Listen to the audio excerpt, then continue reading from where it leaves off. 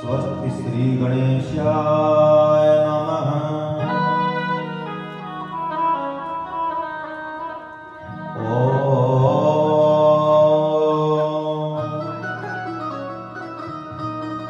स्वस्ति श्री गणेशाय नमः।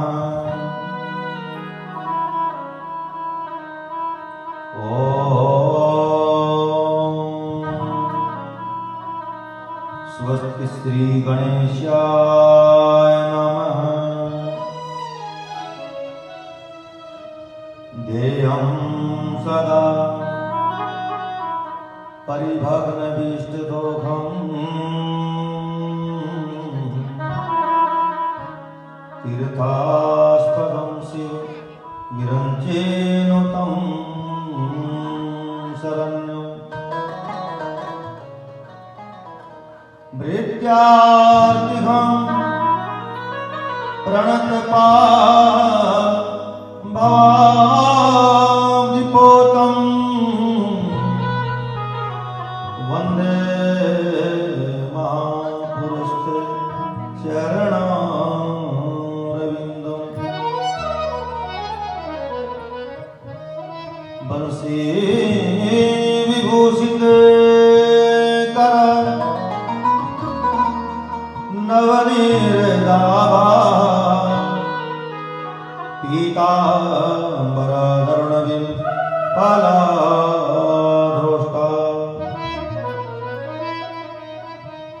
पूर्णेन्दुसुन्दरे मुखादरेन्द्रनेत्रा कृष्णात् परमं किमपि तत्त्वं न जाने। नारायणं नमस्कृत्य नरं चैव नरोत्तमं देवीं सरस्वतीं व्यासं ततो जयमुदीरये।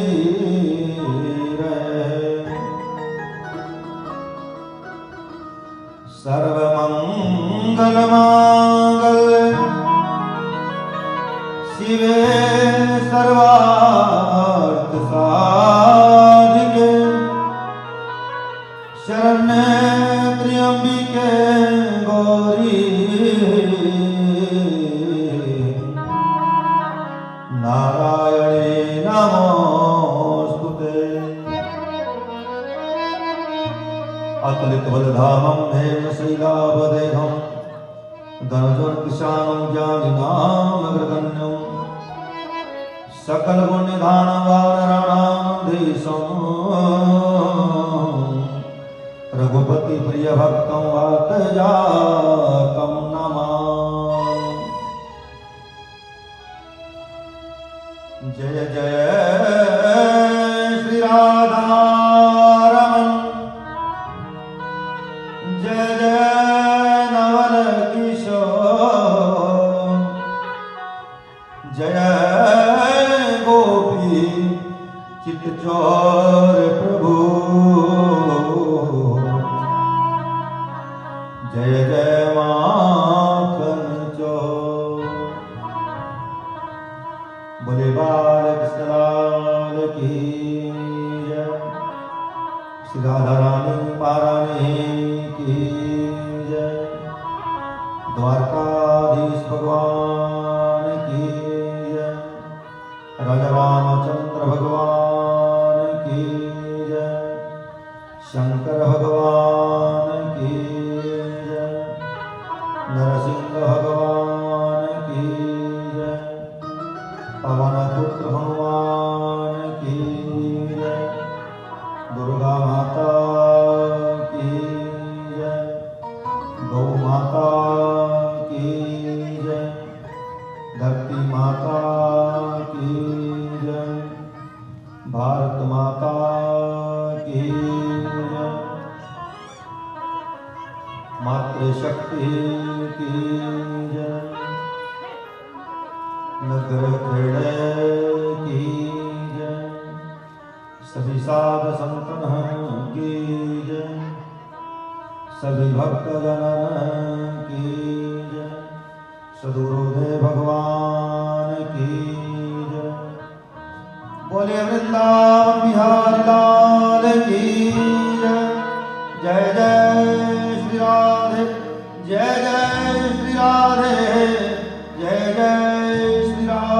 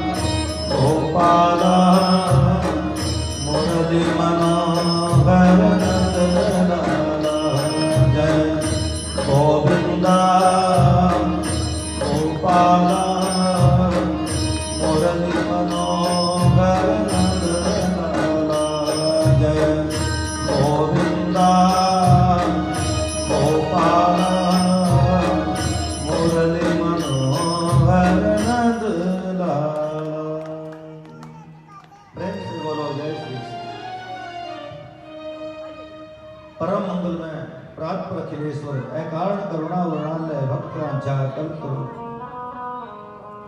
श्री तर्दित निंदित पीताम्बर धारी बाल श्री कृष्णलाल की वांग में प्रतिमूर्ति श्रीमद् भागवत महापुराण।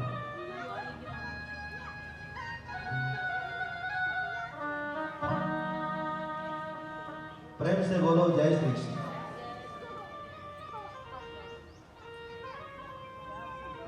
हम भागवत को पोथी नहीं मानते।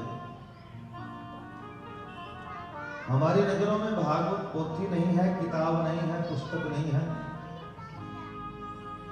भागवत भगवान है।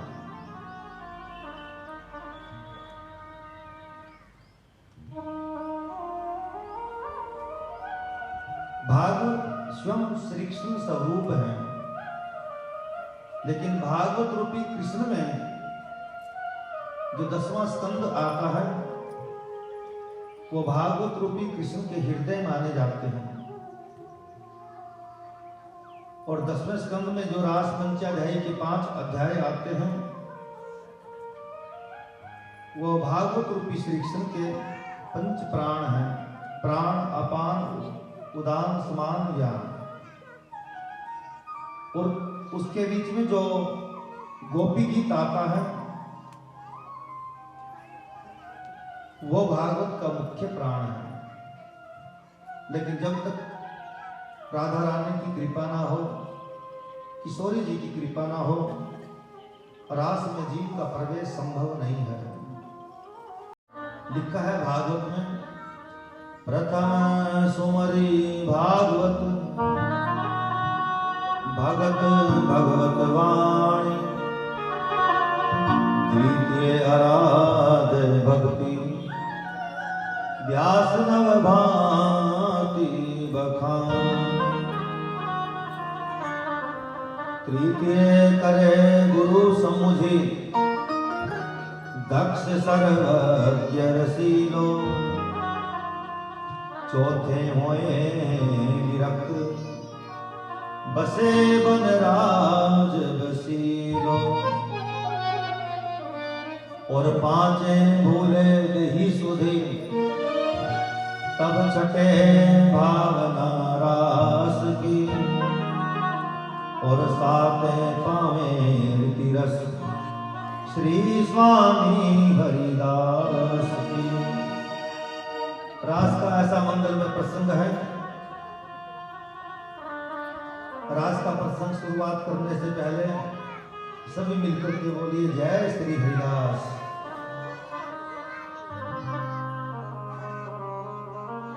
ये हरिदास जी कौन है? आइए हम उनके बारे में थोड़ा सा जानें। राधा रानी की अंतरंग सखियां ललिता और विशाखा, उनमें से ललिता जी कलयुग में हरदास जी बनकर के पैदा हुए। ये बैजू बावरा और तानसेन के गुरु जी थे।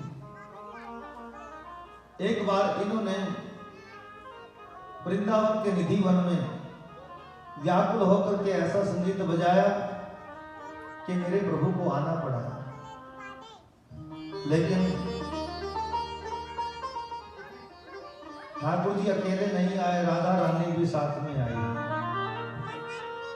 राधा रानी कन्हैया के कंधे पर हाथ रख करके खड़ी है। हरदास जी कहने लगे,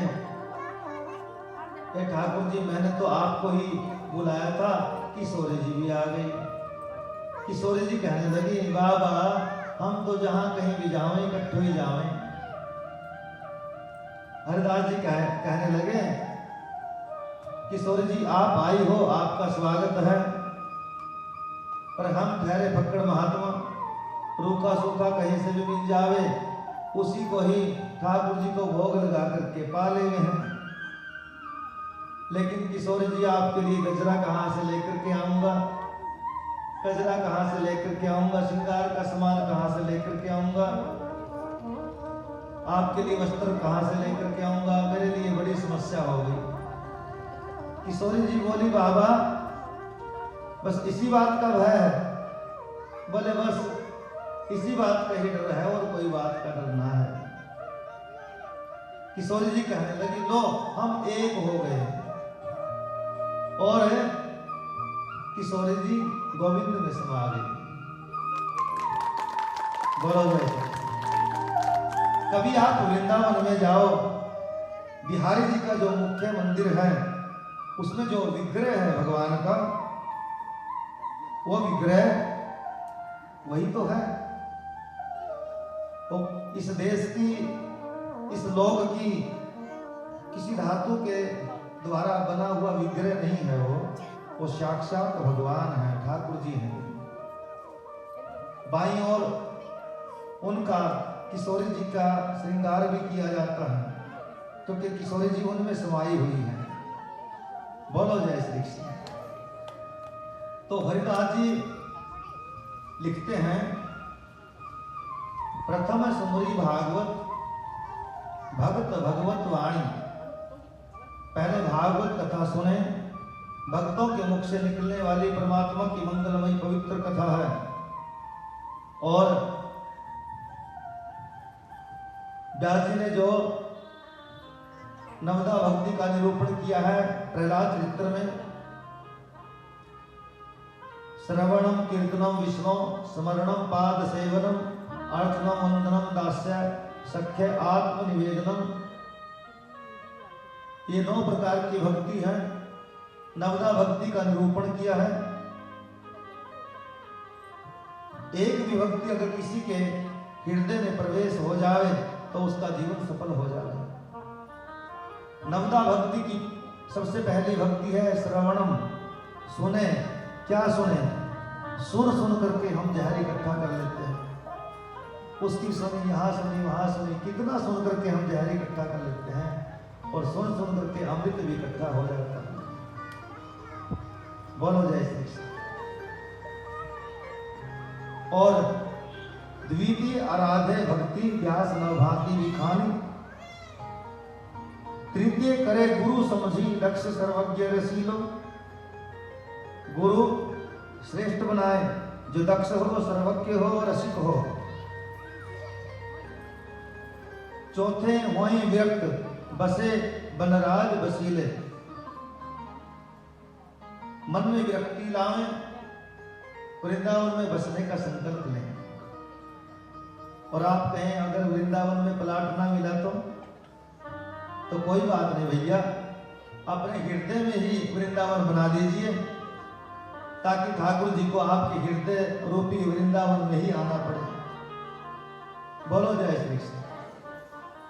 और पांचे भूले देही सुधी तब छठे भावना रास की। पांचवी बात है, देह की सुधी बिसर जाए। मैं शरीर नहीं हूं, मैं देह नहीं हूं, मैं तो आत्मा हूं। आत्म चिंतन करते करते जब मन आत्मा पर केंद्रित हो जाए, उसके बाद रास में प्रवेश संभव है। बोलो जय श्री कृष्ण। और सातवें पावे रीतिरस श्री स्वामी हरिदास। रास का ऐसा सुंदर मंगलमय प्रसंग है। रास के अंदर जिन गोपियों ने प्रवेश किया है, ये गोपियां कौन हैं, क्या हैं? थोड़ा ध्यान दें। गो का अर्थ इंद्रियां, पी का अर्थात पीना। जो चलते फिरते, उठते बैठते, नाचते गाते, खाते पीते, सोते जागते, हर परिस्थिति में गोविंद के रस का पान करे, उसका आनंद ले, वही गोपी है। और ये गोपी कौन है? भगवान राम जब 14 वर्ष के लिए वनवास गए, तो दंडक वन में रहने वाले जितने भी दाढ़ी वाले संत थे, उन सब ने भगवान के सुंदरी को देखा। प्रभु राम कितने सुंदर हैं, जैसे सीता जी इनके संग में इनकी सेवा कर रही है, क्या हमें भी कभी ऐसे सेवा करने का अवसर मिलेगा? भगवान ने पीछे मुड़ करके देखा, इन संतों के मन में क्या चल रहा है भैया, हैं? तो भगवान ने कहा, अगर आप लोगों के मन में ये विचार आया था कि भैया लक्ष्मण की तरह सेवा करनी है तो आज ही मैं साथ में ले लेता, लेकिन आप लोगों के मन में आया है कि सीता जी की तरह सेवा करनी है। भैया इस जन्म में संभव नहीं है, मैं मर्यादा पुरुषोत्तम हूँ। हाँ, सबको बोल दिया द्वापर युग में ब्रिजमंडल में आ जाना, सब गोपियां बनकर के आओगे। वही दंडक वनवासी ऋषि, दाढ़ी वाले ऋषि, सभी महाराज ब्रिजमंडल में गोपी बनकर के आए हैं। और भगवान वामन का रूप धारण करके जब राजा बलि के यहाँ गए थे तो राजा बलि के यहाँ रहने वाली जितनी भी दैत्य कन्याएं हैं, उन दैत्य कन्याओं के मन में भाव आया कि हम भी भगवान के संग में रह करके रास करें। तो वही दैत्य कन्याएं ब्रिजमंडल में गोपी बनकर के आई हैं। इतना ही नहीं, समुद्र मंथन के समय जब मंदराचल पर्वत को रई बनाया और वो नीचे की ओर धंसने लगा, उस समय भगवान ने कच्छप का रूप धारण कर लिया था। तो मेरे कच्छप भगवान को मत्स्य कन्याओं ने देखा, उनके अंदर गोपी भाव जागृत आया, वो मत्स्य कन्याएं ब्रिजमंडल में गोपी बनकर के आई। इतना ही नहीं, हमारे 4 वेद हैं, ऋग्वेद, यजुर्वेद, सामवेद, अथर्ववेद। इन चारों वेदों में मुख्य 3 कांड हैं, ज्ञान कांड, कर्म कांड, उपासना कांड। ज्ञान कांड के 4000 मंत्र हैं, उपासना कांड के 16000 मंत्र हैं, कर्म कांड के 80,000 मंत्र हैं। और ये ज्ञान कांड और कर्म कांड के जो वेद के मंत्र हैं और ब्रिजमंडल में गोपी बनकर के आए हैं। ये किसी की पत्नी बनी तो किसी की पुत्री बनी, लेकिन इनका आने का प्रथम मूल उद्देश्य केवल एक है कि किसी प्रकार से हमें गोविंद की प्राप्ति हो जाए। आज शरद पूर्णिमा की रात्रि में चंद्रमा प्रकाशित हो रहा है और कलकल निनादनी पावन यमुना के तट पर बालुका खिल रही है और मेरे गोविंद ने मुरली का निनाद किया है।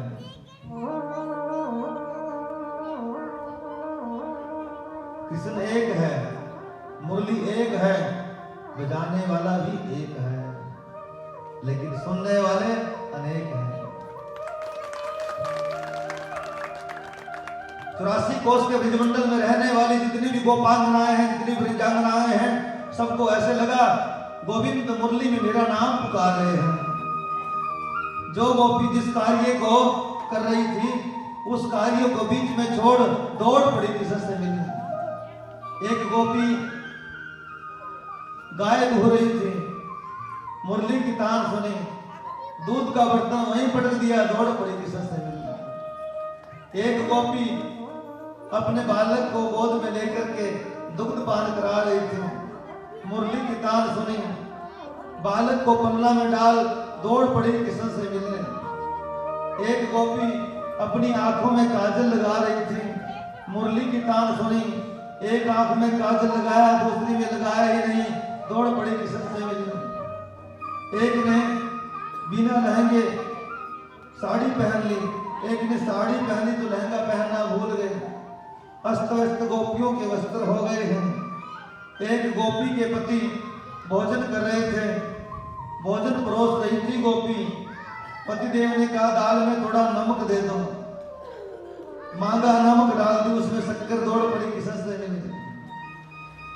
पतिदेव ने कहा कहां जा रही हो देवी, ये बताने का तो समय है ही नहीं। एक गोपी के पति ने अपनी पत्नी को कक्ष में बंद कर लिया, ताला लगा लिया, हम तुम्हें कहीं नहीं जाने देंगे देवी। उस गोपी ने कहा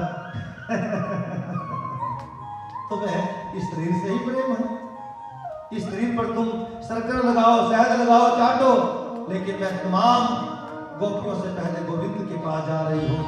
उसने योग के माध्यम से अपने प्राण निकाले और घर से गोविंद के पास प्रकट हो गए।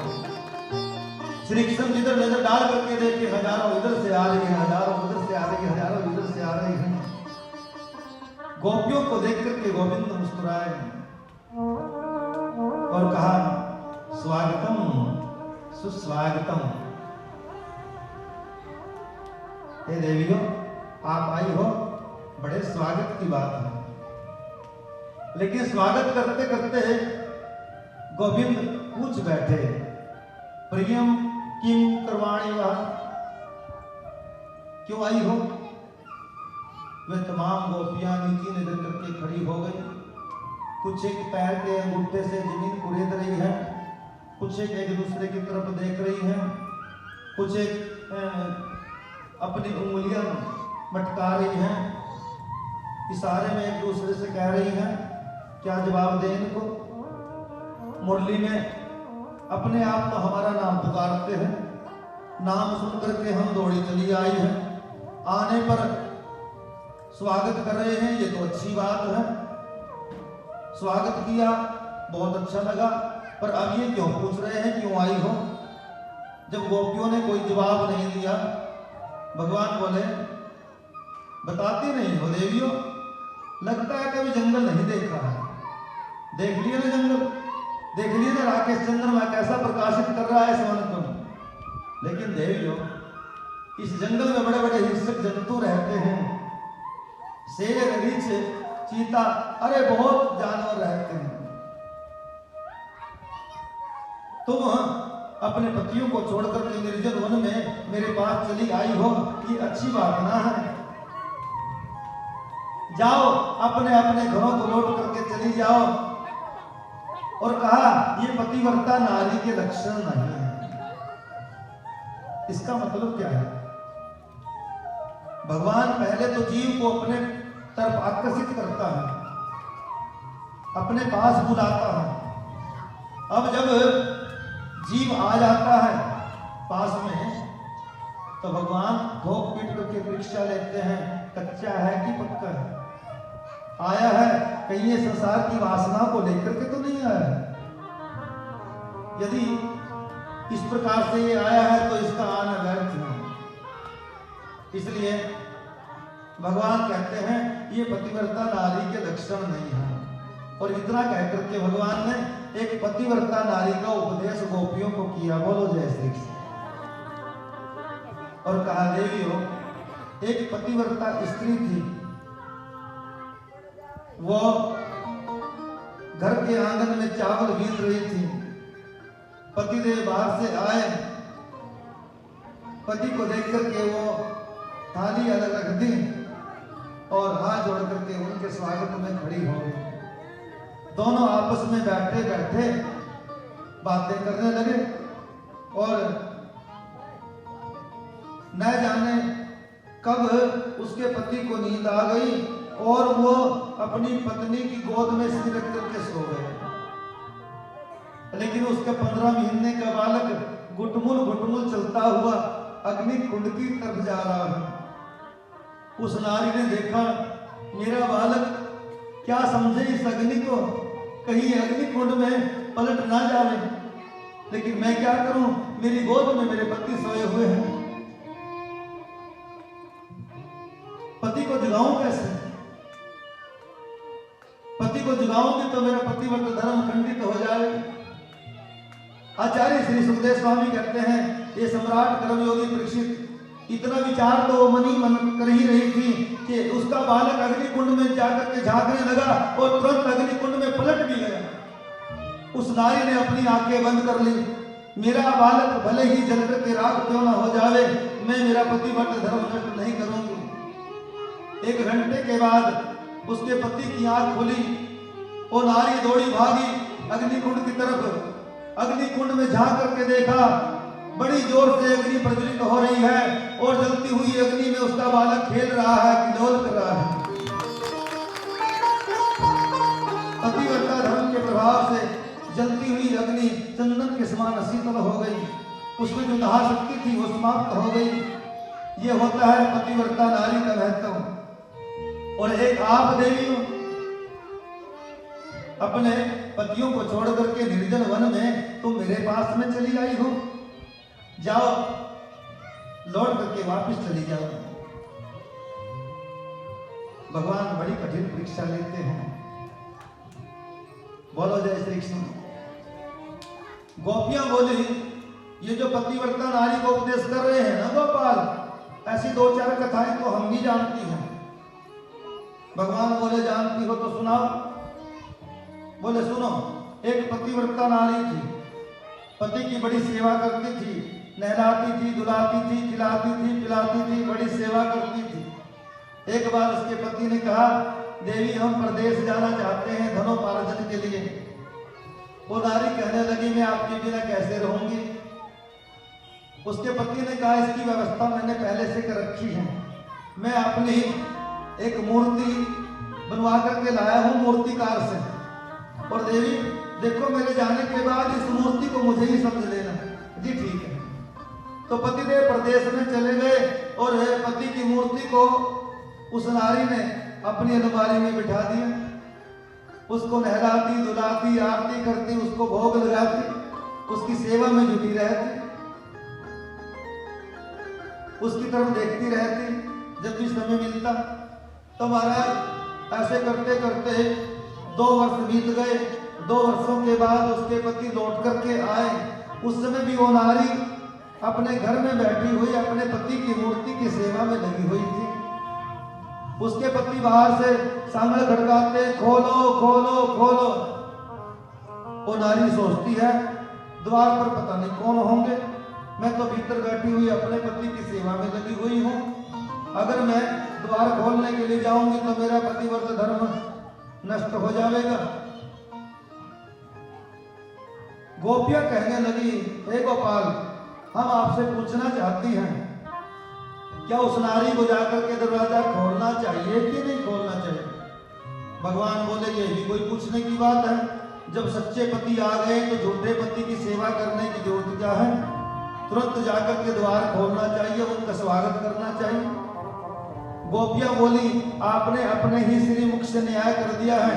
अब तक हमने मिट्टी के पतियों की सेवा की है, और आत्मा का पति जब परमात्मा से एक क्षण मिल गया है, तो फिर आप उन मिट्टी के पतियों के पास हमें क्यों भेज रहे हो? ऐसे वर को क्यों करे जो जन्मे और मर जाए। वर ये गोपाल जो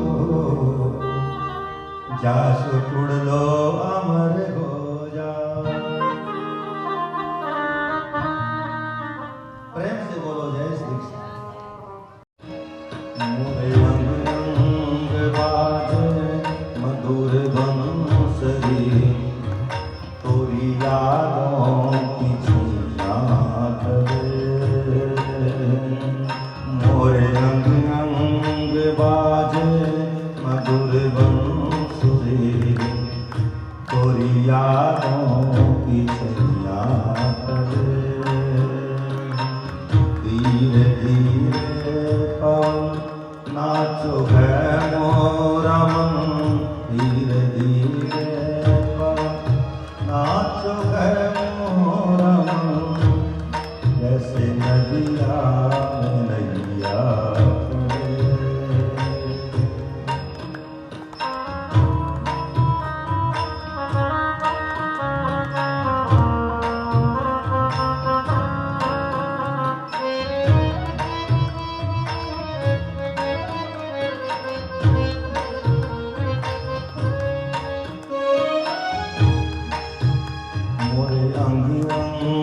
बाजे मधुर बंसुरी, तोरी यादों की छैया तले। मोरे अंग अंग बाजे मधुर बंसुरी, तोरी यादों की छैया तले। धीरे धीरे पवन नाचो है मोरा मन, धीरे धीरे पवन नाचो है मोरा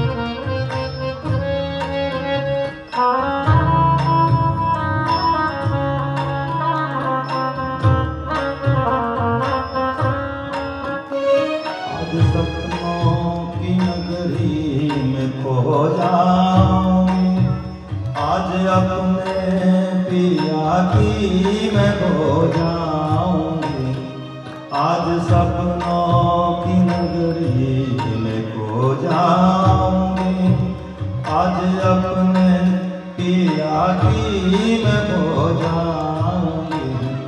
मोरे हाथन की मेहंदी अगन रूप है, मोरे हाथों की मेहंदी अगन रूप है, जैसे सूरज वो श्याम ढले, जैसे सूरज वो श्याम ढले।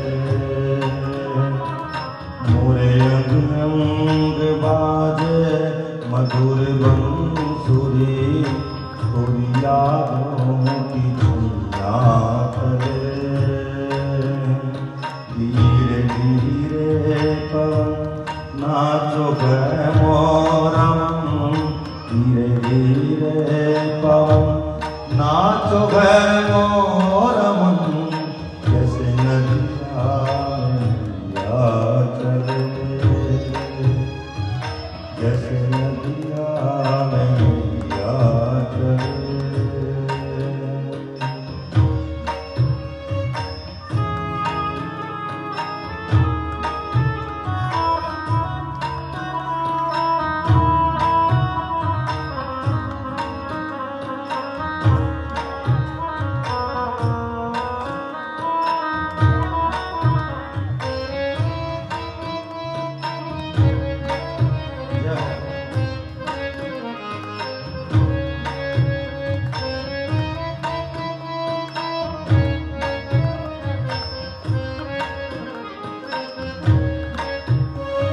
सावरिया मैं कब से तेरी चाह, नैन बन के बिछी हूँ तेरी राह, आ सावरिया मैं कब से तेरी चाह, नैन बन के बिछी हूँ तेरी राह, मोरे मन का दिया जल रहा है पिया, मोरे मन का दिया जल रहा है पिया, बैरी चंदा जले ना जले, बैरी चंदा जले ना जले। मोरे अंग अंग बाजे मधुर बंसुरी, तोरी यादों की छैया करे, मोरे अंग अंग बाजे मधुर बंसुरी, तोरी यादों की छैया करे। धीरे धीरे पवन नाचो है मोरा मन, धीरे धीरे पवन नाचो है मोरा मन, जैसे नदिया में नैया चले, जैसे नदिया में नैया चले, जैसे नदिया में नैया चले।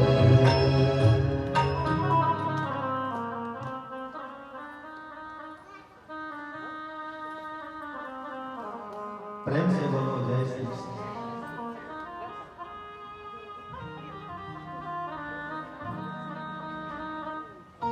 मन जब आत्मा पर केंद्रित हो जाए, मैं शरीर नहीं हूं, मैं देह नहीं हूं, मैं तो आत्मा हूं, तो आत्मा का पति सिवाय श्री कृष्ण परमात्मा के कोई दूसरा नहीं हो सकता।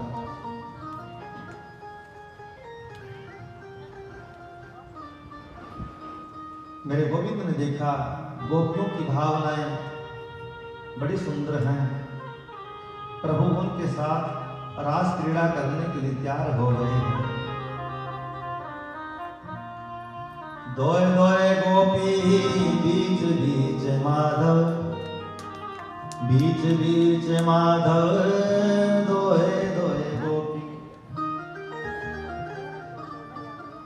और बिल्कुल मध्य में राधा और श्री कृष्ण की मधुर झांकी।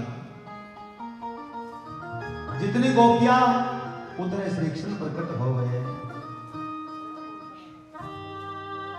और जितनी गोपियां आई हैं अपने अपने घरों से, उतनी गोपियां और गोविंद के भीतर से प्रकट हो गई। बोले वो काहे के लिए? भगवान उन्हीं गोपियों का रूप धारण करके उनके घरों में चले गए। बोलो जय।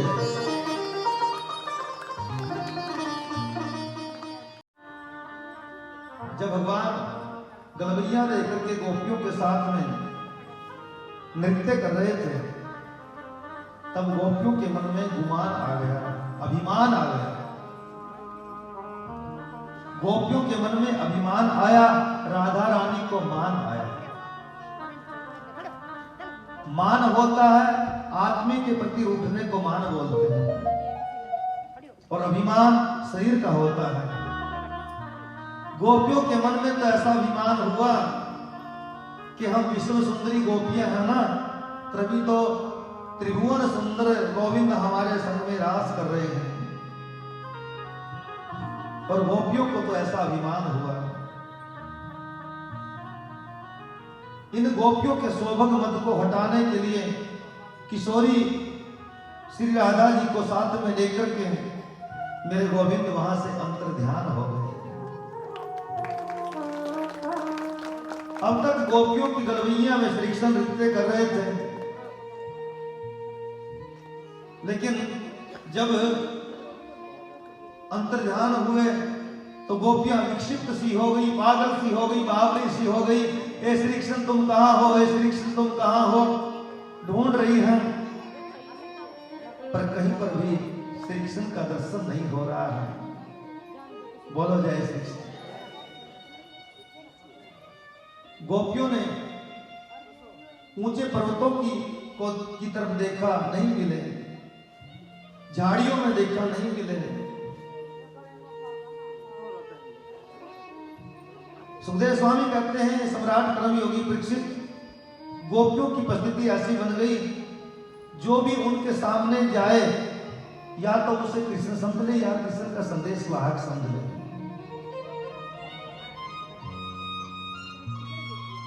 वट वृक्ष से कहने लगे, आप तो साक्षात नारायण के रूप हैं, बताओ ना गोविंद हमें छोड़कर के कहां चले गए हैं? कोई जवाब नहीं मिला। पीपल से कहा, विष्णु के रूप के अंदर तुम्हें जल समर्पित करती है दुनिया, दुग्ध समर्पित करते हैं, बताओ ना हमारे प्राण वल्लभ गोविंद हमें छोड़कर के कहां चले गए हैं? कोई जवाब नहीं मिला।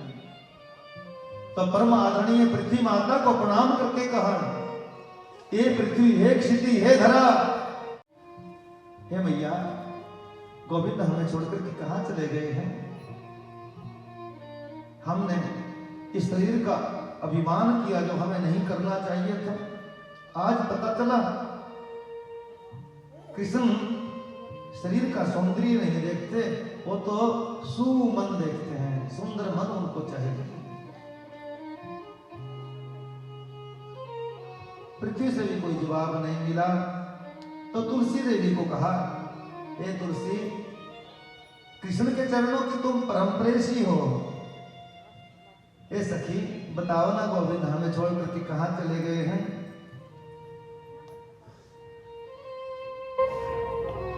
एक ने कहा, ये थोड़ी बताएगी, हमारी सोच जो ठहरी, ये तो चाहती है गोविंद हमेशा के लिए छोड़ करके चले जाओ।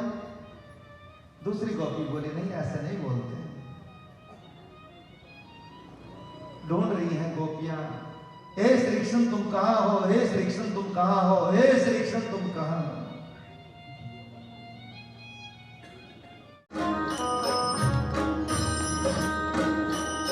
तुम ढूंढो मुझे गोपाल में, कोई गैया तेरी।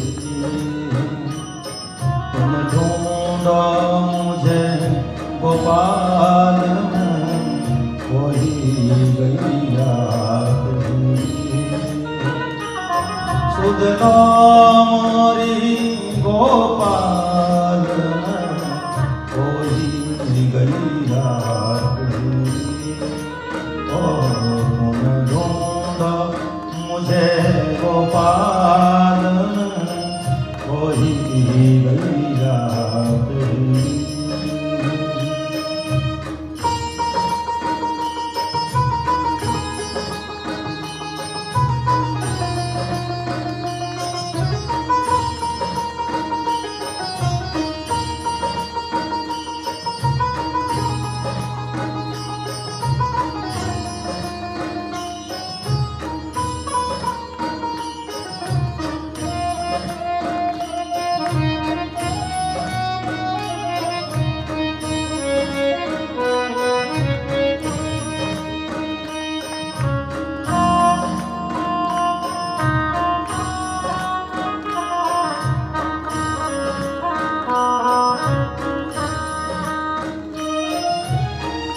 पांच विकार से ढांकी जाए, पांच तत्व किए दे।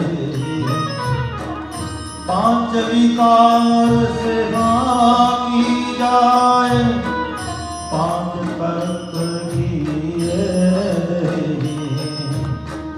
बरबस भटकी दूर कहीं मैं, चैन न पाऊं अब के। ये कैसा माया जाल उलझी गई हाथ। ये कैसा माया जाल उलझी गई रात। सुध लो मोरी गोपाल उलझी गई रात। ओ तुम ढूंढो मुझे गोपाल होई गई रात।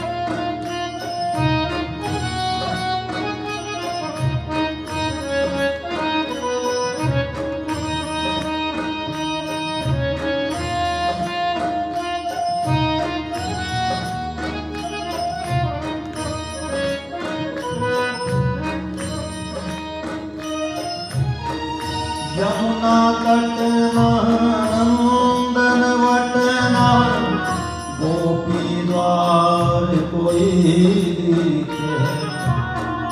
यमुना कटना नंदन वटना, गोपी द्वार कोई दिखे।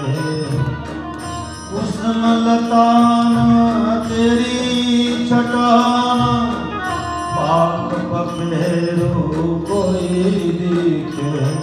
अब सांझ भये घनश्याम व्याकुल गैया तेरी। अब सांझ भये घनश्याम व्याकुल गैया तेरी। सुध लो मोरी गोपाल व्याकुल गैया तेरी। ओ तुम ढूंढो मुझे गोपाल होई गैया तेरी।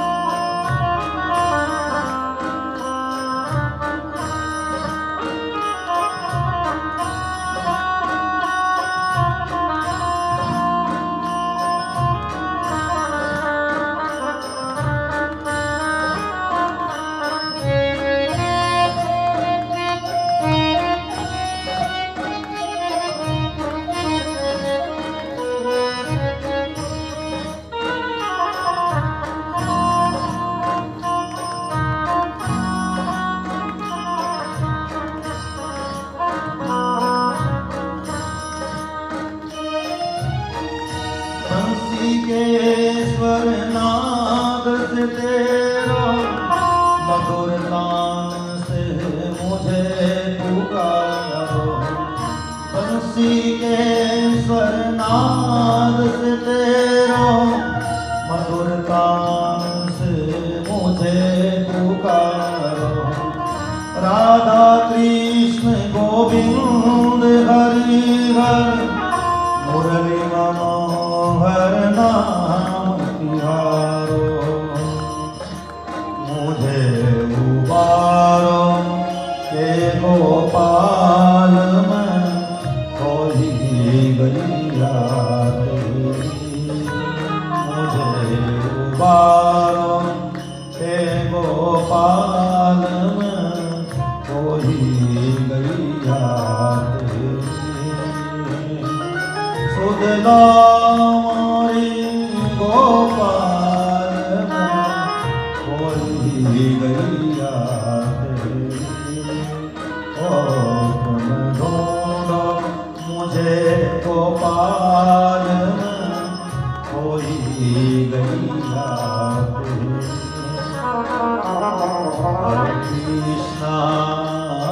हरे कृष्णा कृष्णा कृष्णा हरे हरे। हरे राम राम राम हरे हरे। हरे कृष्णा कृष्णा कृष्णा हरे हरे। हरे राम राम राम हरे हरे। ओ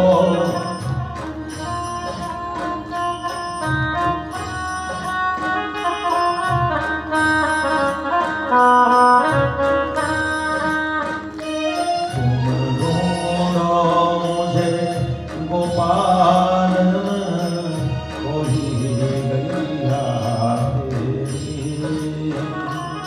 सुधला मोरी गोपाल में खोई गैया तेरी। ओ तुम ढूंढो मुझे गोपाल में खोई गैया तेरी।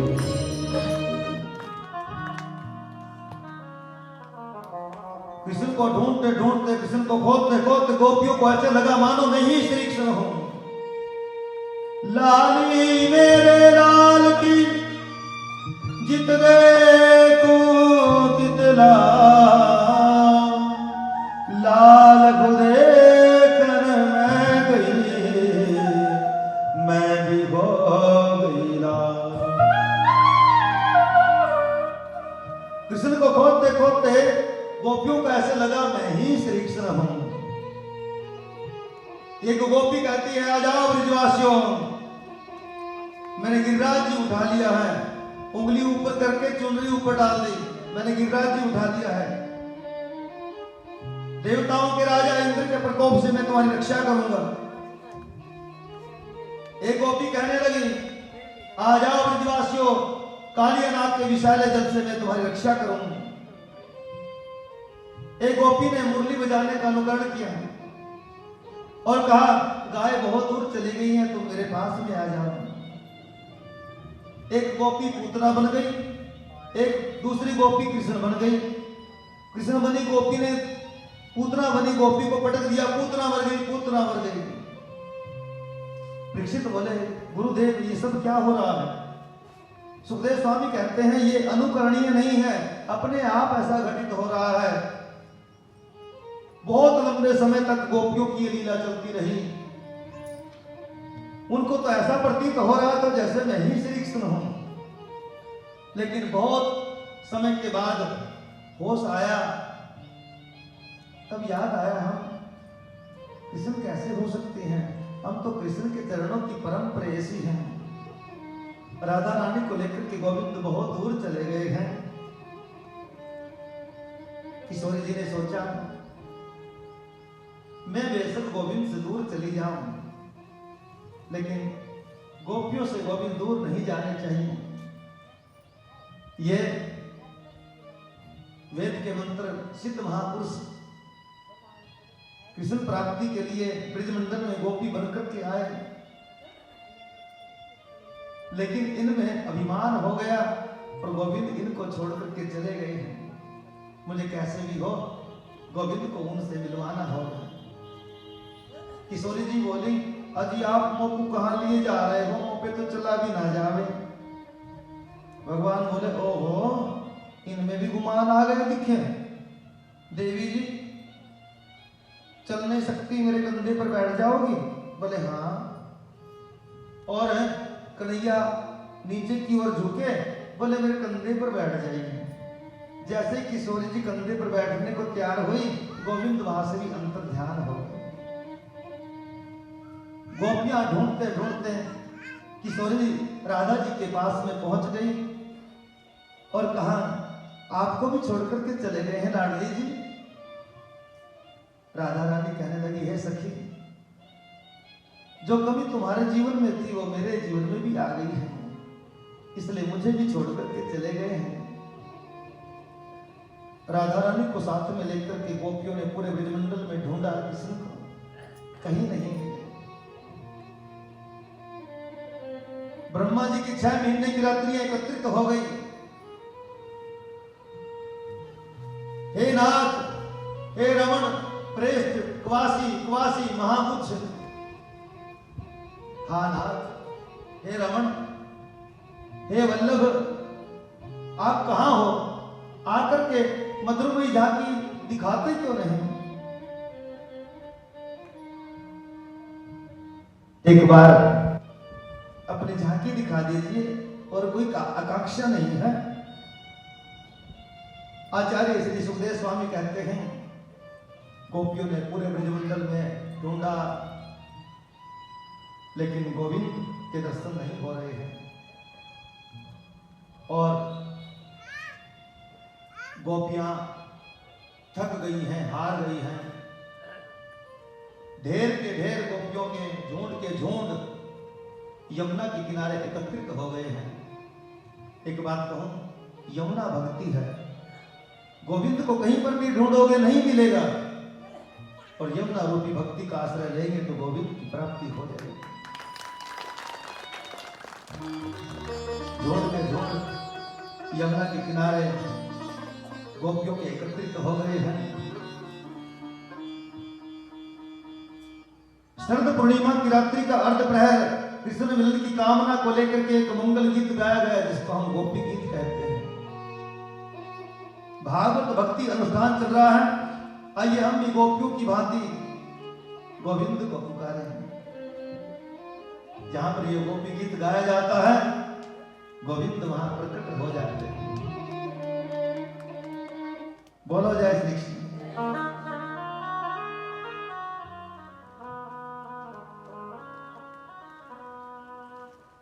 यदि आप गा नहीं सकते तो चिंतन कीजिए और ऐसा मानिए हम भी गोपियों की भांति गोविंद को पुकार रही हैं।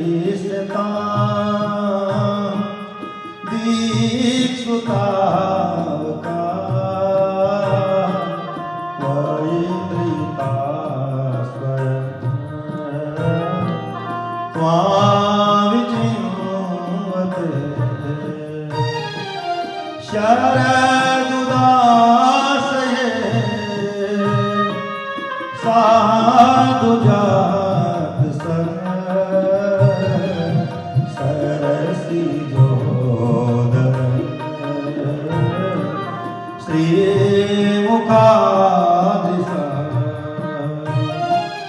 सूरत नाथ ते सुल्क दास का वरद निधन को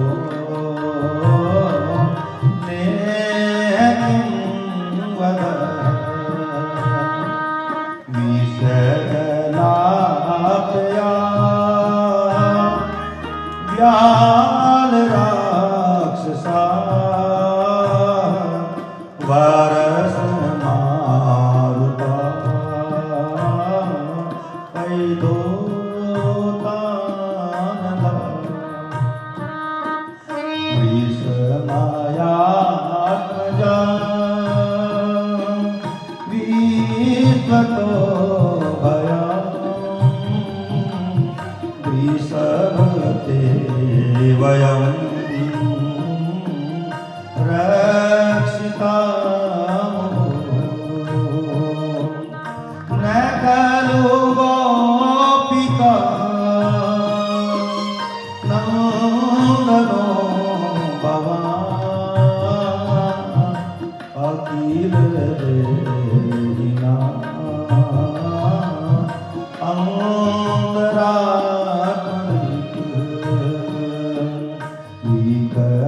सार्थितो विश्वगुप्तये सकौ देवा सात्वतां पुरे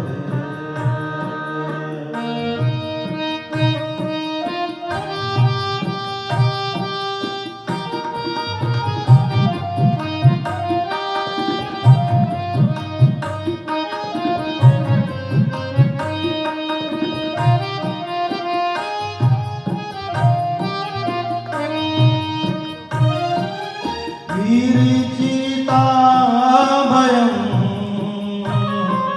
वृषणि दूयते शरणमीयुषा संस्कृतेर्भया करसरोरुहं कान्तकामदम् शिरसि देहिनः श्रीकरग्रहम् व्रजजनार्तिहं वीरयोषिता निजजन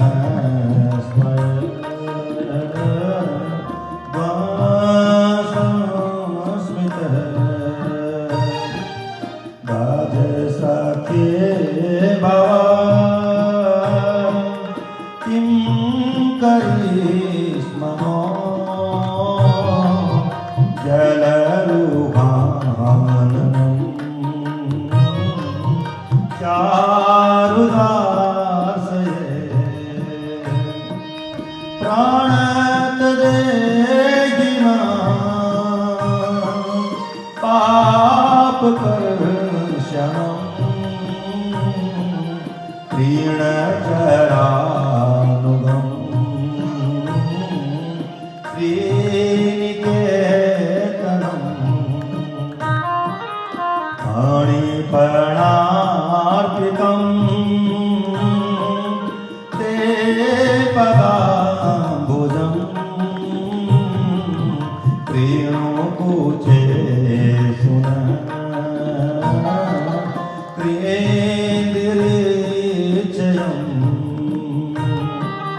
मधुरया गिरा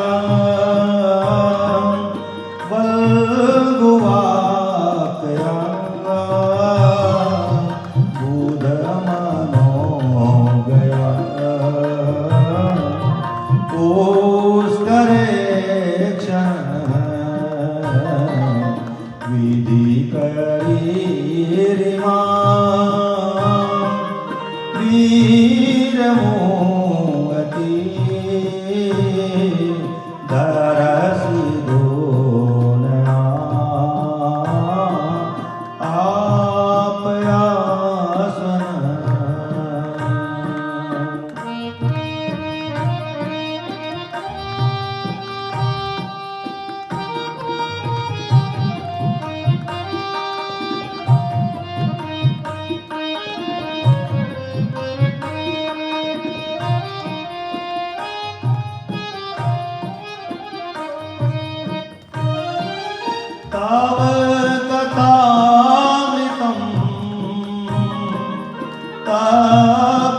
तप्तजीवनं कविभिरीडितं कल्मषापहं श्रवणमङ्गलम् श्रीमदाततं भुवि गृह्णन्ति ते भूरिदा जना प्रहसितं प्रिय प्रेमवीक्षणं विहरणं च ते ध्यानमङ्गलम् रहसि संविदो यारदिस्त्रस्य कुहकनो मनः क्षोभयन्ति कलसि यद्व्रजा चारयन्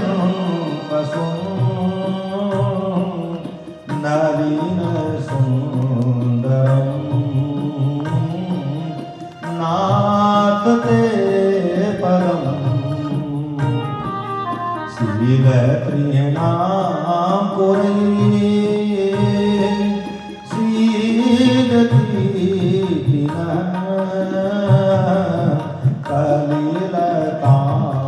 कलिलतामनः गच्छति दीनपरीक्षये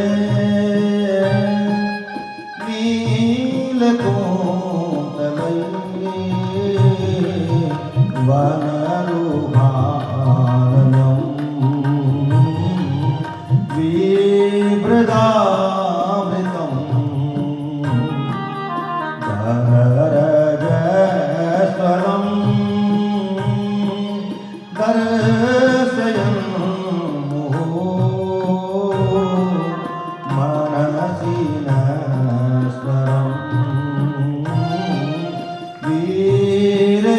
वीरयच्छसि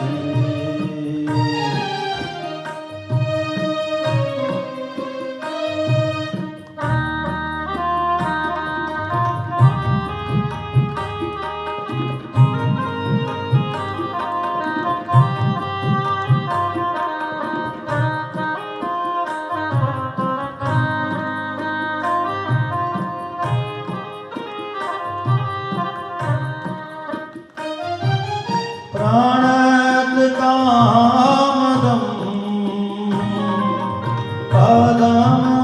पदमजाचितं धरणिमण्डनं हेमापदि चरणपङ्कजं शन्तमं च ते रमणस्तने स्वर्पयादिनं सूरतवर्धनं शोकनाशनं सवरितवेणुना सोऽर्धचोम्बितं पीतररागवी स्मराणं निर्णां वितरवीर्णस्ते अद्रामृतम् अटति यद्भवान् ह्रीनकाननं त्रुटिरयुगा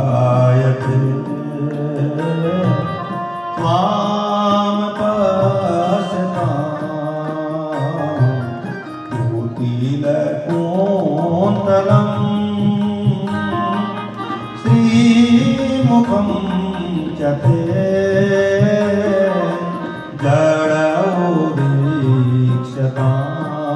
जडोदीक्षताम् पाक्ष्मकीदृशाम् पातिसूतान् वयम्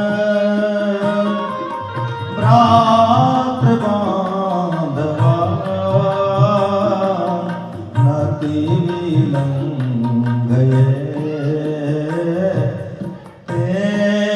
तेन्दुतागता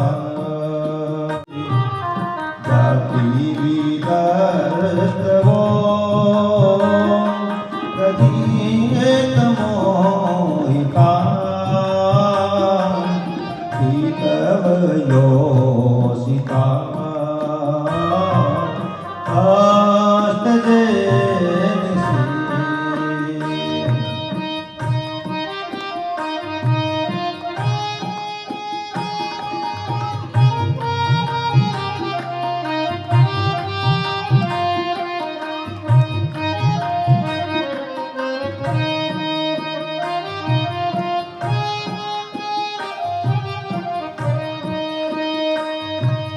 रहस्य संविदं रीचयोदयम् रहसिताननम् प्रेमवीक्षणम् प्रियो स्त्रिया वीक्षधाम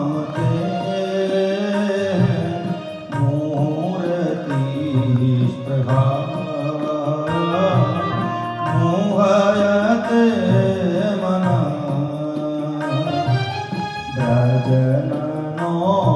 व्रजननोकसां व्यक्तिरङ्गते व्रजनघं प्रलम् विश्वमङ्गलम् यजमानाक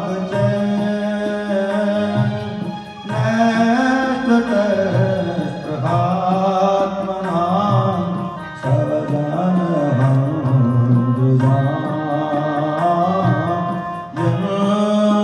जननिसूदनम् रो रहे हैं हम कृष्ण याद में आ जाओ प्रभु जी न पाएंगे आपके नयन बाण बन गए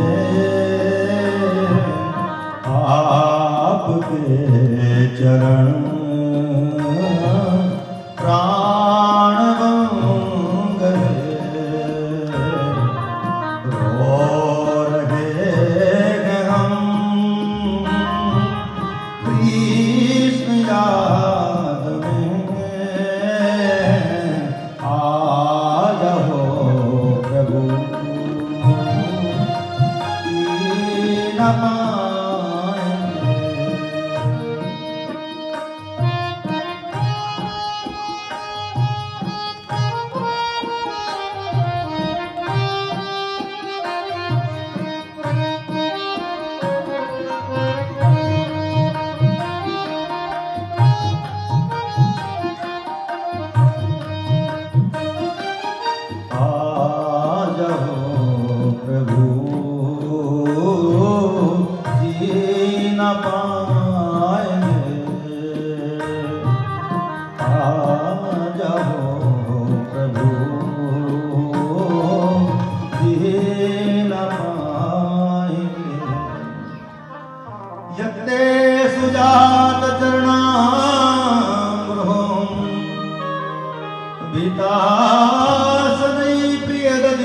कर्कशेषु तेनाटविमटसि तद्वित्थेन किंसवित् पाद भी भ्रमति देर भवदायुष।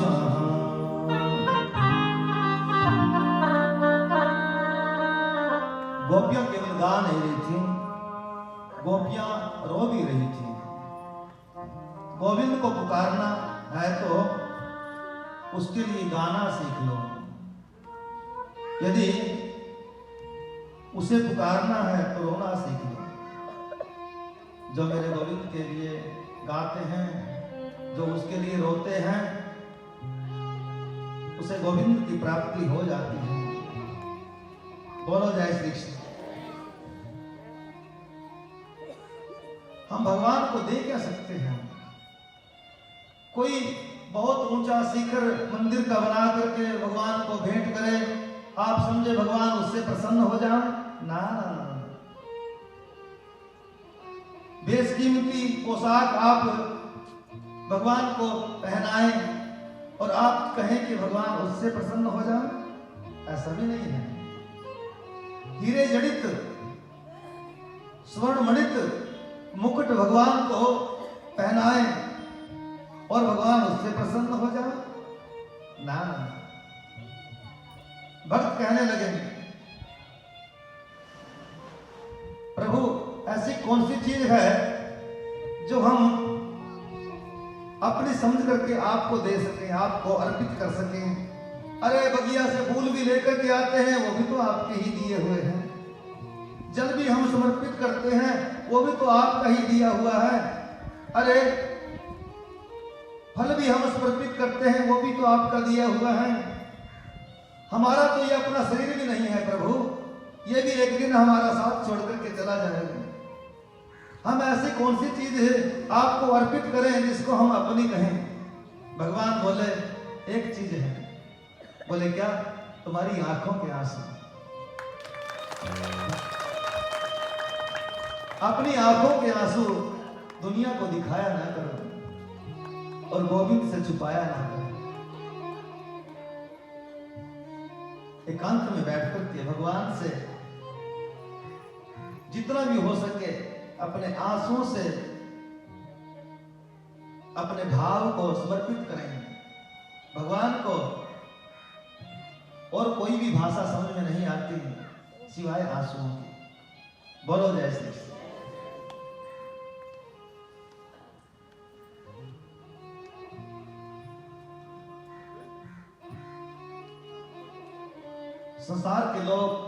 संसार के लिए लोग बाल्टी भर भर करके रोते हैं, पर उन आंसुओं की कोई कीमत नहीं है।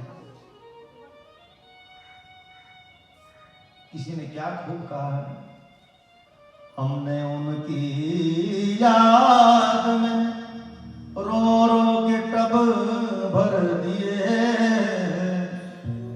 पर वो ऐसे बेदर्द निकले कि नहा करके चल दिए। ऐसे हैं संसार के लोग।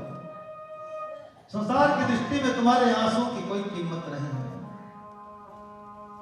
और गोविंद की दृष्टि में तुम्हारे आंसू अनमोल हैं।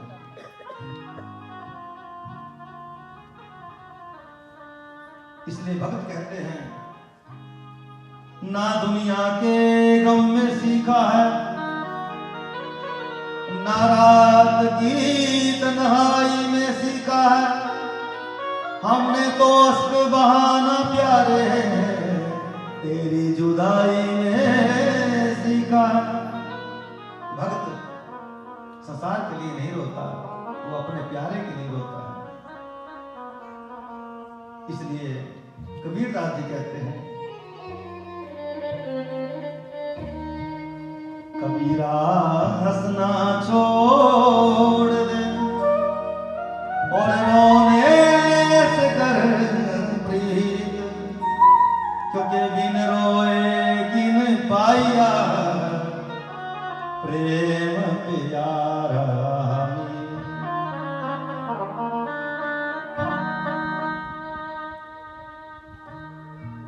कबीरदास जी कहते हैं, भगवान के लिए हंसना नहीं रोना सीख ले। इस संसार की दृष्टि में तुम्हारे आंसुओं की कोई कीमत नहीं है, और गोविंद की दृष्टि में तुम्हारे आंसू अनमोल हैं। इस भारत भूमि पर एक बहुत अच्छे संत हुए हैं, स्वामी राम तीर्थ जी महाराज। जब राम तीर्थ जी महाराज भगवान के लिए तड़पा करते थे तो आंखों से आंसू बहुत गिरते थे, और जब आंसू गिरते थे सुध बुध खो बैठते थे। आंसू नहीं गिर रहे हैं, बरसात हो रही है, तो बोलते थे ऐ अबरे करम जरा थम के बरस। अबरे करम यानी बादल, ऐ बादल जरा थम के बरस, इतना ना बरस कि वो आ ना सके, जब वो आ जाए फिर जम के बरस, इतना बरस कि वो जा ना सके।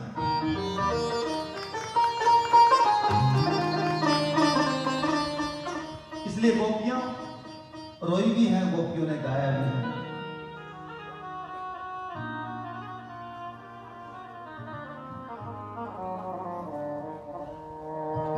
तब कथामृतम तप्त जीवनम कवि विरीडितम कल्मषापहम् श्रवणमंगलम श्रीमदाततं भुवि गिरन्ति ते भूरिदा जना। गोपियां कहती हैं देवताओं के पास कोई अमृत है या नहीं हम नहीं जानती, पर आपकी कथा जरूर अमृत से भरी पड़ी हुई है। हे ठाकुर, आप तो हमें जीने नहीं दे रहे हो, लेकिन आपकी कथा हमको मरने भी नहीं दे रही है। एक बात कहूं, ना पीने पिलाने न खाने में है, न किससे कहानी सुनाने में है, जिंदगानी को जीने का असली मजा कथा में कृष्ण की डूब जाने में है। और वो क्या कहती हैं, जिसने भी आपकी कथा को गाया है, नारद आदि, व्यास आदि, सुखदेव आदि, उन संतों को हम नतमस्तक होकर के प्रणाम करती हैं और कहा संसार में बड़े से बड़े दानी हुए हैं। कोई तन से सेवा करता है, कोई मन से सेवा करता है, कोई अन्नदान, वस्त्रदान, भूमिदान, कन्यादान, हाथी दान, स्वर्ण दान, क्या क्या दान नहीं है। और गोपियां कहती हैं जो आपकी कथा का दान करता है हमारी दृष्टि में वो सबसे बड़ा दानी है।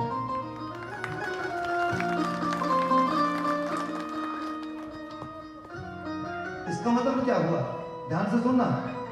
आज का विज्ञान कहता है जो हमने अभी पानी पिया है, जल पिया है, इसकी कैपेसिटी है 3 घंटे की। 3 घंटे तक अगर हमें जल नहीं मिले तो 3 घंटे पहले जो जल पिया है वो हमारी रक्षा करेगा, मरने नहीं देगा।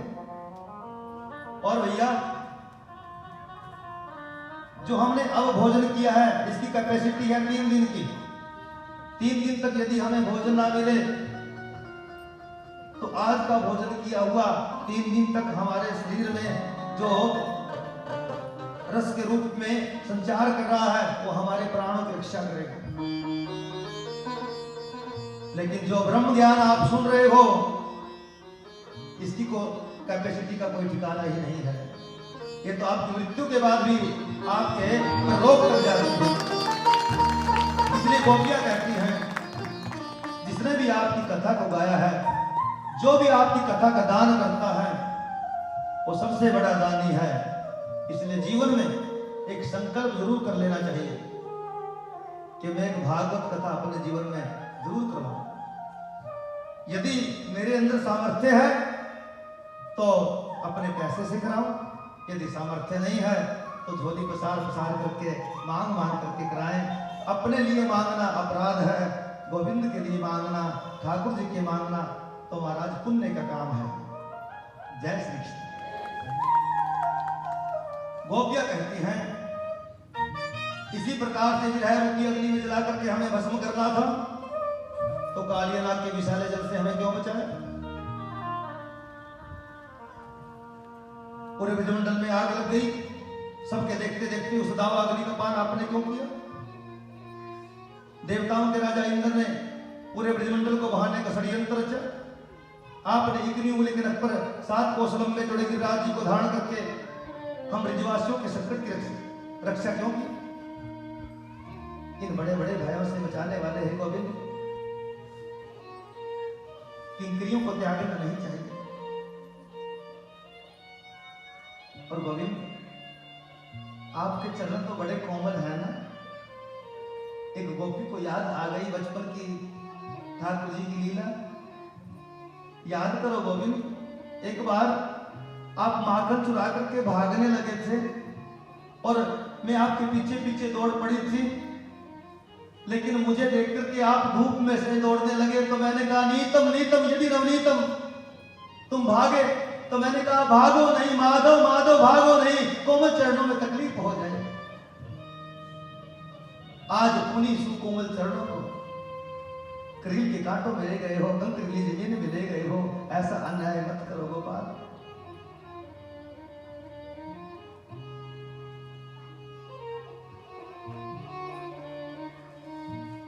गोपियां कहती हैं आप सोच रहे होंगे तुम्हारी भावनाएं निर्मल नहीं हैं, तुम्हारी भावनाएं पवित्र नहीं हैं, इसलिए मैं क्यों आऊं? निर्मल हृदय का तो मेरा संत दशरथ था। जब दशरथ जी को पता चला कि राम अब नहीं आएंगे, राम राम कही राम कही राम राम कही राम, तनु परिहरि रघुवर रायु गयो सुरधाम। जब दशरथ जी को पता चला कि राम अब नहीं आएंगे, उसी समय राम राम कहते हुए अपने शरीर का त्याग कर दिया। और तुम मेरी भक्त भी हो, मेरी प्रेमिका भी हो, अब तक जीवित भी हो। सच्चा प्रेमी तो मैं उसे मानता हूं जो मेरे वियोग में अपने प्राणों को छोड़ दे। गोपियां कहती हैं यदि आप ऐसा विचार कर रहे हैं गोविंद तो हमारी भी सुन लो। दशरथ जी आपके बिना एक क्षण भी जीवित नहीं रहे थे, लेकिन क्या माता सीता के प्रति आपका प्रेम नहीं था? अशोक वाटिका में वो आपको याद करती थी और हनुमान को गले लगा करके राम जी बहुत रोए थे। हनुमान सीता जी मेरे वियोग में मर चुकी होगी, उसके तो प्राण निकल गए होंगे, लेकिन हनुमान जी बोलते हैं प्राण तो निकलने को राजी होते हैं प्रभु, नाम पहारो दिवस निशी ध्यान तुम्हारे कपाट, लोजन निज पद जंत्रित प्राण जाहि कही बार। जानकी जी के प्राण निकलने को तैयार होते हैं, लेकिन आपका नाम रूपी पहरेदार माता के प्राणों की रक्षा करता है। माता जानकी जी के प्राण जब पहरेदार को धक्का देकर के निकलते हैं तो आपका ध्यान रूपी द्वार लग जाता है और आपका नाम रूपी ध्यान का जब ताला लगता है तो प्राण कैसे निकले। आपकी कथा जीवन को अमृत बनाती है। ये हम नहीं कहते, बड़े बड़े संत कहते हैं, बड़े बड़े कवियों ने गाया है कि समस्त कर्म जल करके दग्ध हो जाते हैं आपकी कथा में। हे गोविंद, हम तो चाहते हैं हमारे प्राण अभी निकल जाए, निगोड़े प्राण ही नहीं निकलते, झंझट ही खत्म हो जाता तो अच्छा है। जब तक आपका चिंतन चल रहा है, आपकी कथा हृदय में चल रही है, प्राण कैसे निकले? गोपियों की इस मनोभावनाओं को गोविंद दर्शन कर रहे थे और गोपियां कहने लगी आप ये सोच रहे होंगे कि मैं क्यों मिलूं आप लोगों को?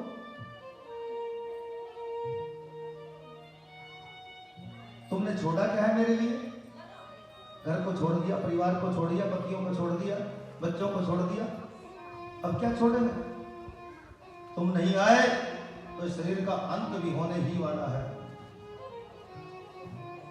और महाराज गोपियों की मनोभावनाओं के दर्शन गोविंद ने जैसे किए, महाराज भगवान गोपियों के मध्य में प्रकट हो गए। मनमंत कामदेव को भी मन को मथने वाला गोविंद गोपियों के मध्य में इस प्रकार से प्रकट हो गए जैसे शरीर से निकले हुए प्राण गोपियों के वापस आ गए। एक गोपी ने जैसे गोविंद को देखा तुरंत नेत्र बंद कर लिए, कहीं मैं सपना तो नहीं देख रही, सपना ही सही, आंखों में कैद तो रहेंगे, अगर मेरी पलकें खुल गई तो भाग जाएंगे। एक गोपी गोविंद के हाथ को सहला रही है, एक गोपी उनके चरणों को सहला रही है। सच में यहीं पर है। बोलो जय श्री कृष्ण।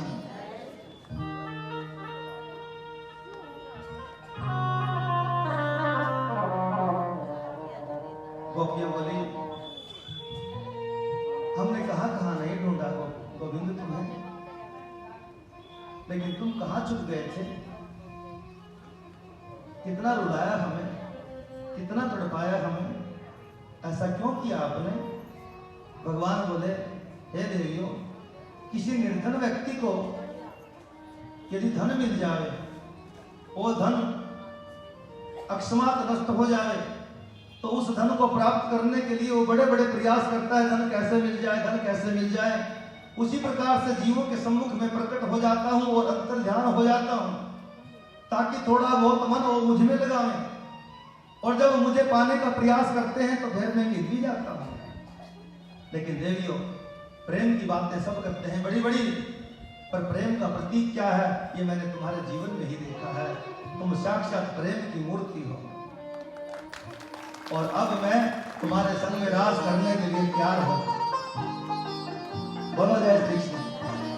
जैसे ही भगवान रास करने के लिए तैयार हुए तो वहां पर कामदेव आ गए, कामदेव प्रकट हो गए।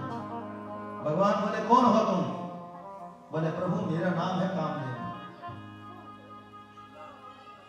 जहां सुंदर स्त्री हो, जहां सुंदर पुरुष हो, एकांत में जब मिल जाते हैं वहां मैं पहुंच जाता हूं।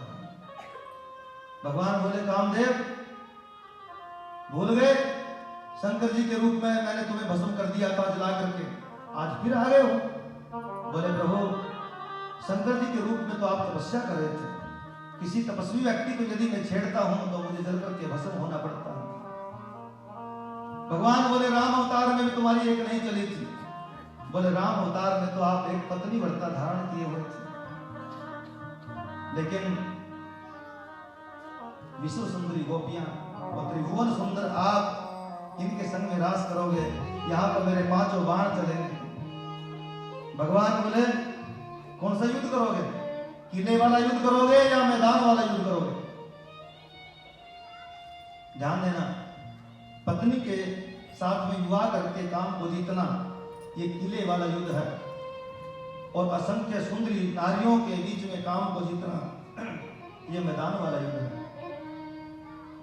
कामदेव बोला, किले का युद्ध तो मैं हर रोज करता हूं, अब तो मैदान में ही आपसे 2-2 हाथ हो जाऊं। और महाराज उसी समय भगवान के भीतर से अनंत श्री कृष्ण प्रकट हो गए।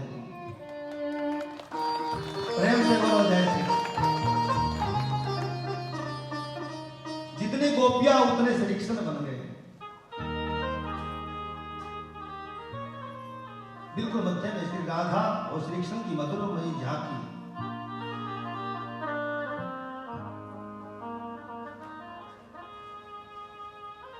और रास प्रारंभ हुआ महाराज। सावरिया तेरे लिए मैंने जोगन देश बनाया।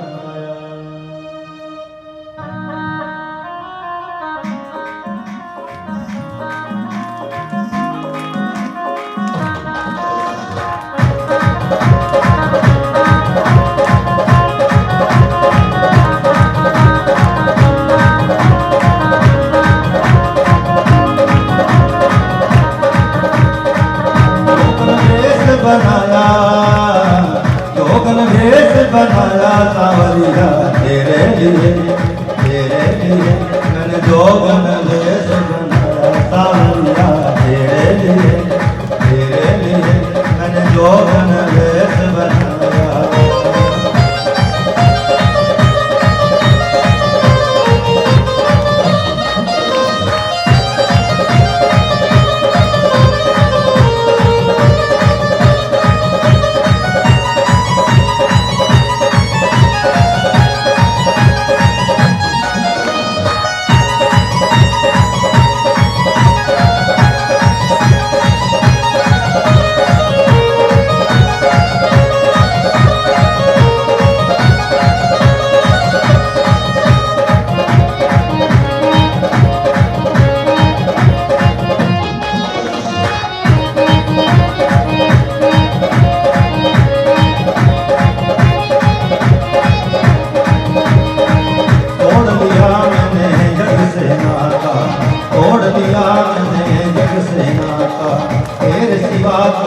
नजर ना आता, तेरे सिवा कोई नजर ना आता। तोड़ लिया मैंने जग से नाता, तेरे सिवा कोई नजर ना आता। तू दिल बीच समाया, तू दिल बीच समाया सांवरिया। तेरे लिए मैंने जोगन वेश बनाया सांवरिया। तेरे लिए मैंने जोगन वेश बनाया।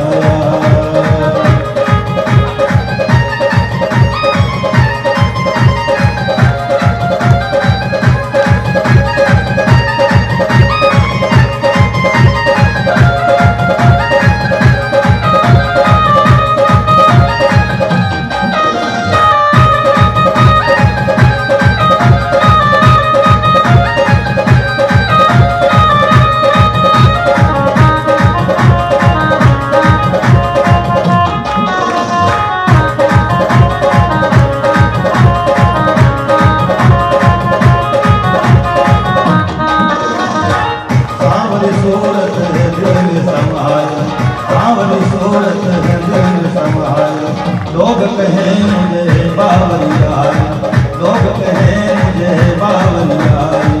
सांवरी सूरत दिल में समाई, लोग कहें मुझे बावरिया। ये तूने ऐसा रूप दिखाया, ऐसा रूप दिखाया सांवरिया।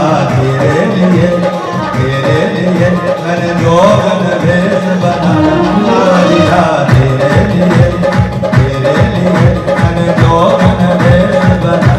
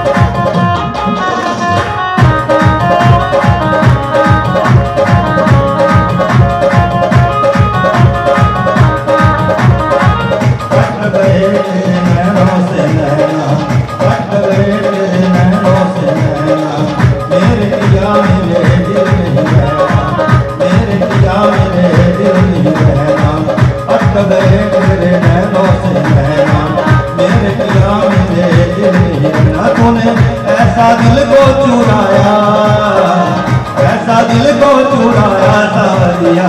तेरे लिए मैंने जोगन वेश बनाया सांवरिया। तेरे लिए मैंने जोगन वेश बनाया।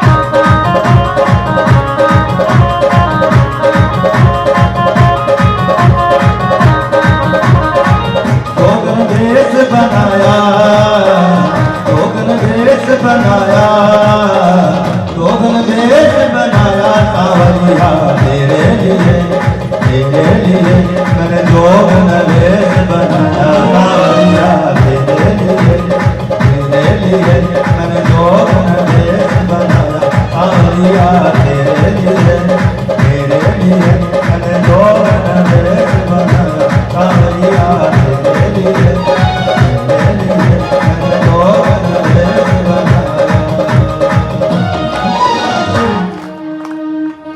बोली रास बिहारी संसार की। ऐसा विचित्र नृत्य किया, जितनी गोपी उतने श्रीकृष्ण गलबैया भी देते हैं, आलिंगन भी करते हैं। कोई गोपी थक जाती है, कन्हैया उसे पंखा करने लग जाते हैं, राधा रानी के चरण दबाने लगे। जैसे अनंत तारागणों के मध्य में चंद्रमा विहार करता है। देवता लोग देख करके आश्चर्य में हो गए। तांबुल का आदान प्रदान हो रहा है, चंद्रमा सुसंकित हो गया है। देवांगनाएं आकाश मार्ग में मूर्छित होकर के गिर पड़ी है। रास का दर्शन करने के लिए भगवान शिव साक्षात भोलेनाथ आए हैं, लेकिन गोपियों ने रास्ता रोक लिया। कहां जा रहे हो? बोले रास में, अंदर पुरुष नहीं जा सकता। बोले वे कुछ भी करो, हमने जाना है। बोलो जय श्री कृष्ण।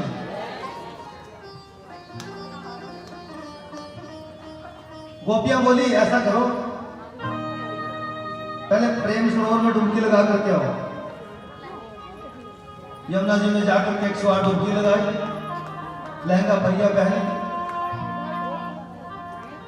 गोपियों ने आंखों में काजल लगाया,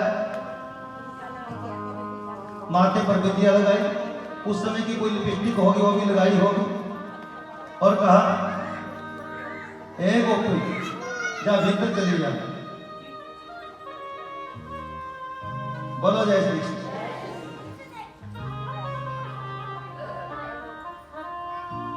और कहते हैं भीतर जाकर के रास में भोलेनाथ ने ऐसा नृत्य किया कि उनकी साड़ी गई, पता नहीं लगा कहां चली गई।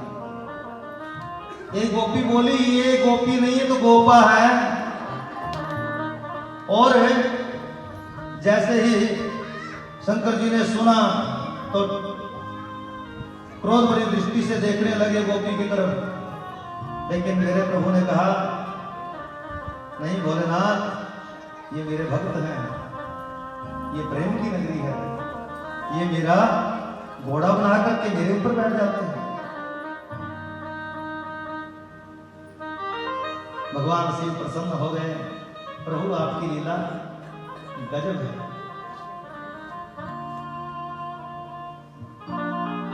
कोई कोई संत कहते हैं रास में जाकर के भी भगवान भोलेनाथ ने रास नहीं किया था, वो भीतर जाकर के समाधि हो गए थे। क्योंकि जैसा जिसका स्वभाव होता है वो वही कार्य करते हैं। भोलेनाथ तो समाधि में रहते हैं, तो रास में जाकर के भी समाधिस्थ हो गए। कुछ भी सही। आज भी भोलेनाथ का गोपियों की तरह श्रृंगार होता है। बोलिए गोपेश्वर भगवान की। गोपेश्वर भगवान का मंदिर ये यहाँ पड़ता है वृंदावन में, निधिवन में, और यमुना जी के थोड़ा समीप पड़ता है। कभी जाएं आप। कहते हैं जो गोपेश्वर भगवान का दर्शन नहीं करते हैं तो उनकी ब्रिज यात्रा अधूरी मानी जाती है। बोलो जय श्री कृष्ण।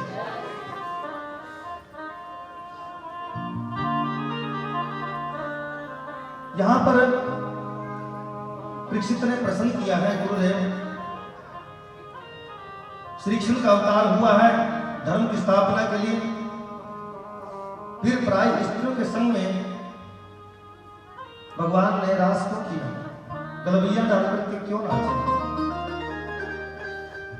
इतना कहने के बाद परीक्षित ने यह भी कहा, गुरुदेव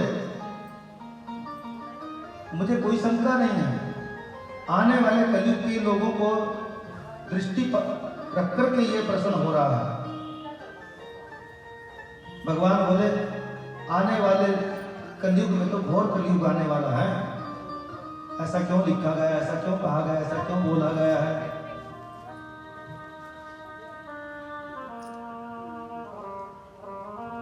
भगवान ने लाखों गोपियों के संग में रास किया, 2020 के साथ हम रास कर ले, क्या फर्क पड़ता है। बोलो जय श्री कृष्ण।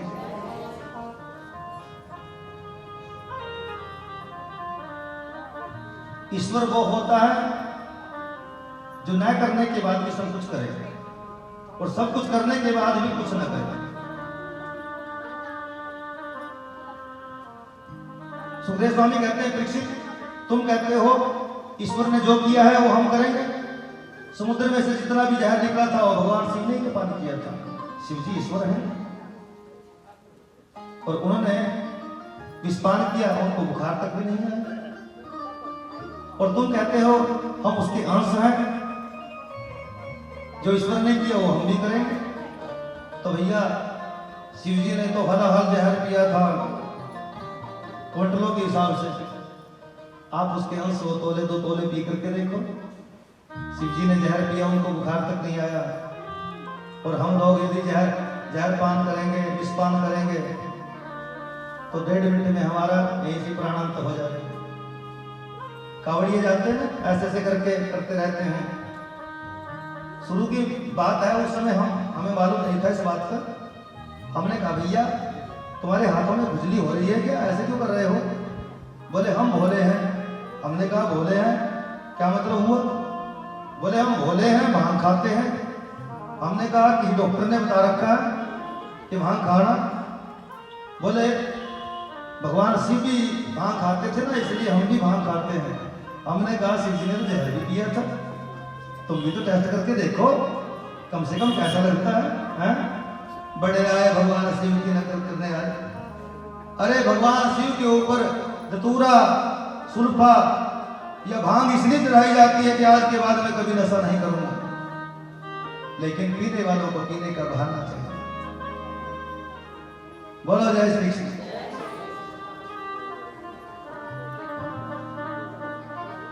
थोड़े से मैं एक बात और कहना चाहता हूं। थोड़ा कहते हैं अंश को। हम गंगा स्नान करते वक्त बोलते हैं ना हर हर गंगे हर हर गंगे, और ये अच्छी तरह से जानते हुए भी जितने भी महानगर हैं उन सारे महानगरों की गंदगी गंगा जी में आती है। चाहे वो ऋषिकेश हो, हरिद्वार हो, प्रयागराज हो, बद्रीनाथ धाम हो, उत्तरकाशी हो, सारा का सारा गंगा पानी गंगा जी में तो आता है। लेकिन फिर भी हम गंगा स्नान करते वक्त कहेंगे हर हर गंगे हर हर गंगे हर हर गंगे, क्योंकि हमें मालूम है इन सारे महानगरों की गंदगी मिलकर भी गंगा जी को गंदा नहीं कर सकती, क्योंकि गंगा महान है, गंगा विशाल है। आपने कहा चलो महाराज गंगा स्नान करने के लिए चले, तो हमने स्नान करते वक्त विचार किया शालिग्राम जी की सेवा के लिए चलो गंगा जल भर करके ले चले।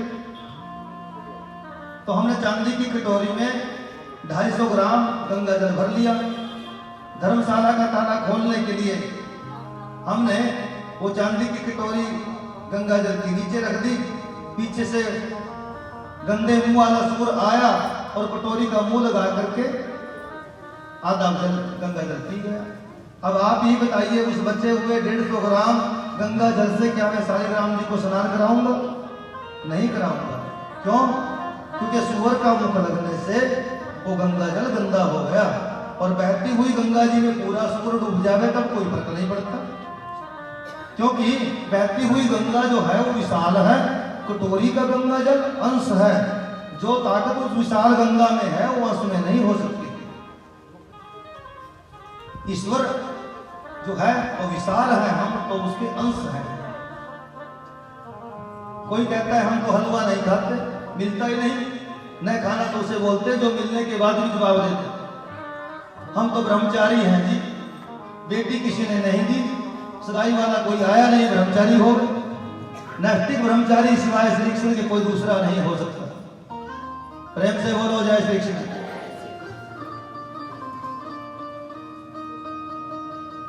भगवान ने कहा जंगल में गोपी पहन करके कामदेव तुझे सब जीतते हैं, लेकिन मैं असंख्य सुंदरी नारियों के बीच में तेरे ऊपर विजय प्राप्त करूंगा। इसलिए भगवान ने आकाश मंडल में उल्टा लटका दिया था कामदेव को, देख मैं क्या कर रहा हूं। और ये काम को जीतने वाली रास लीला है, काम लीला नहीं है। इस रास लीला का जो श्रवण करता है, श्रवण करने के बाद उसका चिंतन करता है, चिंतन करने के बाद उसका मनन करता है, तो उसके मन में भक्ति प्रकट हो जाती है और शरीर का सबसे बड़ा रोग काम हमेशा के लिए नष्ट हो जाता है। तो जिस रासलीला के प्रसंग को सुनने से शरीर का दोष काम नष्ट हो जाए, उसमें काम लीला कैसे हो सकती है? परीक्षित का मन का संदेह दूर हुआ, गोपियां अपने अपने घर को प्रस्थान कर गई। बोलो जय श्री कृष्ण।